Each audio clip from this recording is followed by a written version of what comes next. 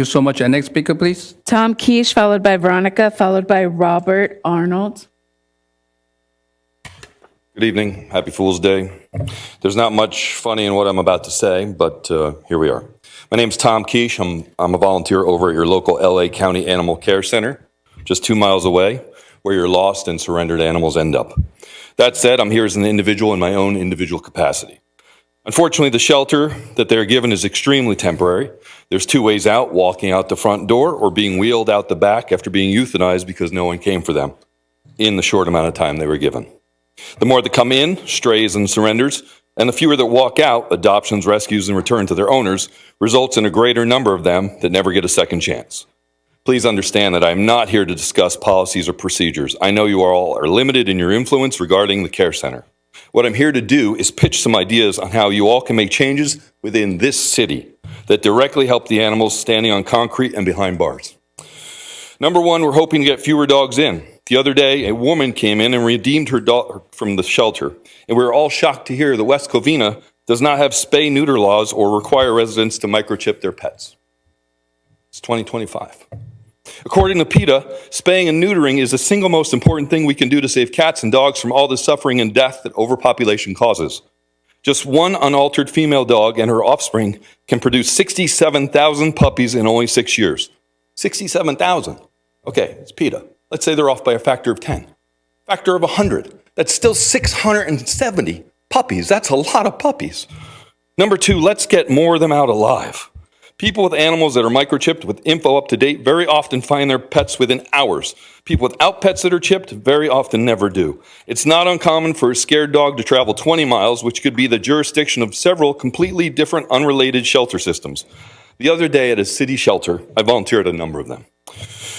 A dog was returned to the owner that was lost in San Diego, 120 miles. Okay, here's something you could do and probably green light right tonight. We're hoping you start a Pet of the Month program, just as some of your neighbors have, not only highlighting different animals each month, but more importantly, raising awareness.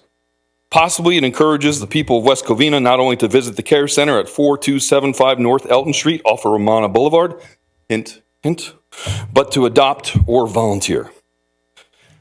So I heard the Reverend say, please listen to the voices with humanity and respect. Dogs have voices too.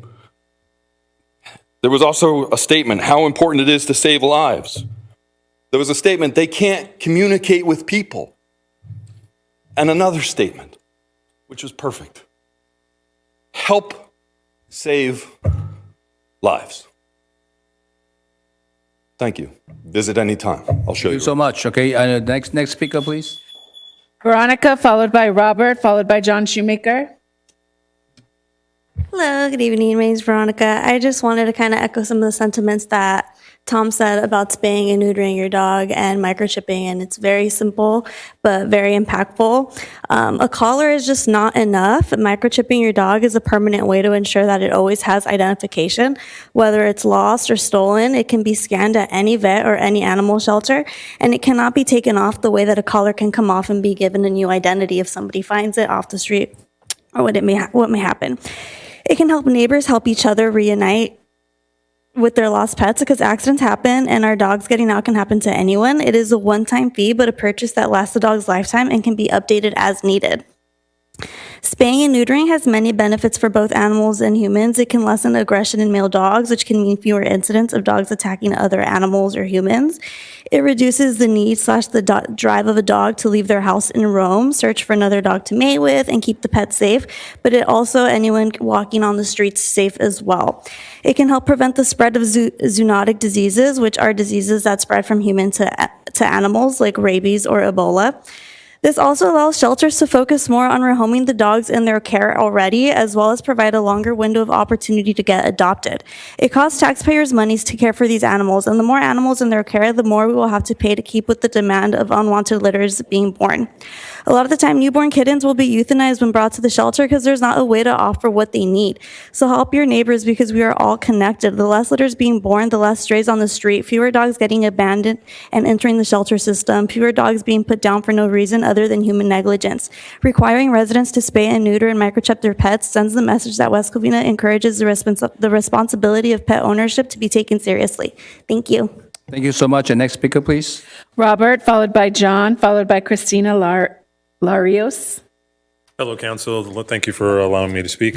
I've been a volunteer at the Baldwin Park Animal Shelter for nearly 10 years now, but I'm here in my own capacity. I just wanted to bring to your attention, I'm sure everybody is aware over the last year or so, all the news talking about how the city and county shelters are overwhelmed with incoming animals, and there's just not enough space. In the 10 years I've been doing this, I've never seen the euthanasia rate so high, and it's heartbreaking. There aren't enough rescues out there to rescue these animals. There aren't enough fosters out there to foster these animals. So we are all working overtime trying to get these dogs out of here, and we can't keep up with the number that are coming in.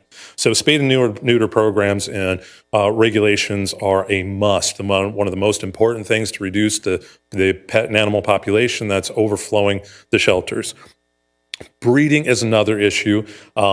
Most cities do not have any sort of requirements or regulations on breeding. We ask that your city and others do this and step up and create some sort of regulations to try to mitigate the overwhelming problem that there is. Deplorable breeding conditions lead to the zoonotic outbreaks. Our shelter itself has witnessed strep zoo in the last year, as well as constant upper respiratory infections. So we need to try to control the population. I won't go into the great stuff that Tom and Veronica have already spoken about. It would just be nice if cities could get together, work together, and create some sort of uniform spay and neuter and breeding regulations and enforce those when they're not met. But at this point, that may be something, a dream for the future. Right now, we're just asking one city at a time if they could step up, be responsible, and do something about this. Thank you very much. Thank you so much. Next speaker, please. No further speakers, Mayor. Okay, and then city manager, you want to respond some of the speaker regarding their concern? Yes, good evening, Mayor and council members. A couple other items regarding the animal control contract with the county. We don't believe that the city has a mandate or requirement to spay and neuter our animals. There is a substantial fee difference trying to encourage or incentivize our residents to spay and neuter, but that's something that we can work with council if they decide to. And also, I know that Mr. Keish provided some options to help, including Pet of the Month program. So that's something that we can take into consideration. I want to go through about the animal love thing, and I own dogs, okay, and I have an old chip, okay, when they're puppy, and I neuter them too, so I want to make sure they have proper care.